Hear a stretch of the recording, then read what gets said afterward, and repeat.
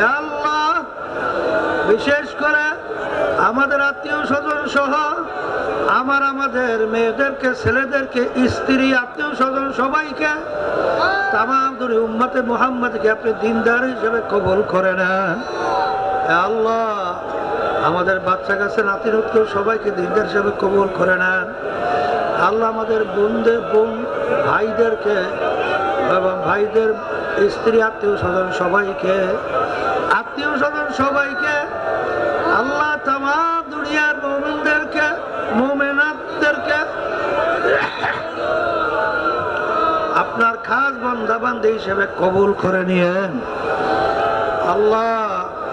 আল্লাহ, অনেকে অসুস্থ, আল্লাহ দোয়া চাইছে আপনি তাদেরকে সুস্থ করে দেন।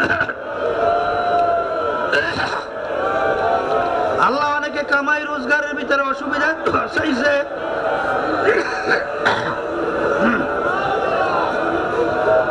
বিশেষ করে আপনি আমাদের কামাই রোজগারে হালালে বরকত দান করেন। আল্লাহ, অনেকে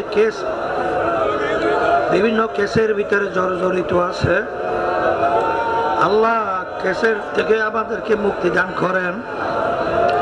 আল্লাহ, অনেকে মেয়ে বিবাহ দিতে পারে না,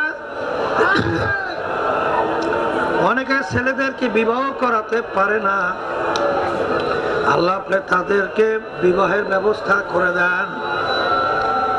আল্লাহ, কে কোন অসুবিধা আছে জানি না, আপনি আমাদের সবার অসুবিধাকে দূর করে দেন।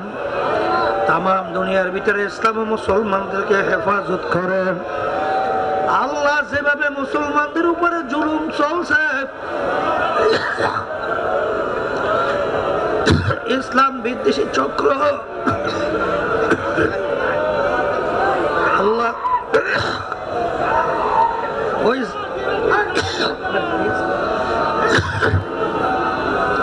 জালেমদের নসিবে হেদায়েত থাকলে হেদায়েত দান করেন, না আপনি ওদেরকে ধ্বংস করে দেন। আল্লাহ, ইসলাম ও মুসলমানদেরকে আপনি বিজয় দান করেন।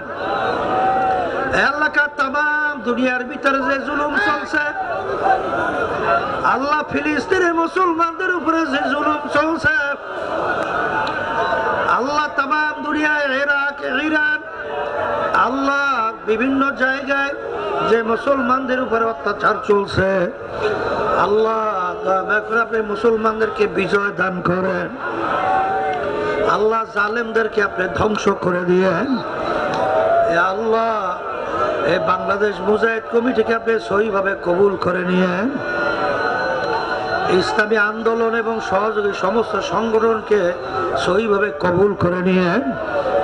আল্লাহ, বিশেষ করে সাহাবায়ে কিরামদের নমুনায় আমাদেরকে জেরদু জিহাদ করার তৌফিক দান কইরেন।